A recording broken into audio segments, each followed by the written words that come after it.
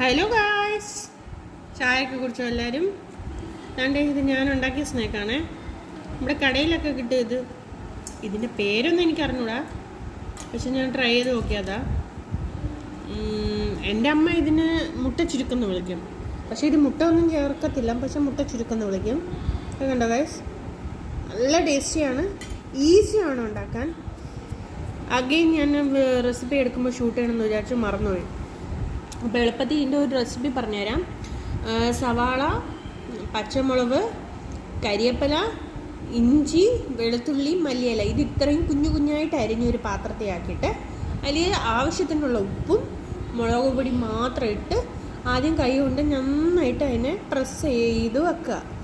എന്നിട്ട് 1/4 കപ്പ് റവയും 1/2 കപ്പ് മൈദയും 1/2 കപ്പ് നമ്മുടെ ഗോതമ്പ് പൊടിയും ചേർക്കാം, മൈദയ്ക്ക് പകരം, അല്ലെങ്കിൽ മൈദ ചേർക്കാം. 1/2 കപ്പും അരിപ്പൊടിയും. അപ്പം ഞാനിവിടെ അരിപ്പൊടിക്ക് പകരം പുട്ടുപൊടിയാണ് ചേർത്തിരിക്കുന്നത്. അപ്പോൾ പുട്ടുപൊടിയും ചേർത്ത് എല്ലാം കൂടെ നമുക്ക് ഇച്ചിരി വെള്ളം ഒഴിച്ച് ഒരുപാട് ടൈറ്റും ആവാതെ ഒരുപാട് ലൂസും ആവാത്ത രീതിയിലൊന്ന് കുഴച്ചെടുക്കണം.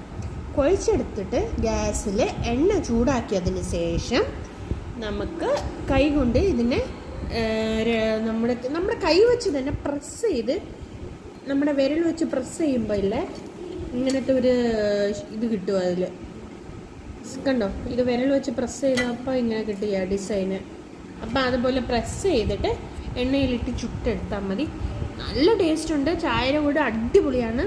നിങ്ങളും ട്രൈ ചെയ്ത് നോക്കുക. എല്ലാവരും ചായ കുടിച്ചോ, എന്താ വീട്ടിലെ സ്നാക്സ് കഴിക്കാനെന്ന് കമൻറ്റ് ചെയ്യുക, സപ്പോർട്ട് ചെയ്യുക, സബ്സ്ക്രൈബ് ചെയ്യുക. ബൈ.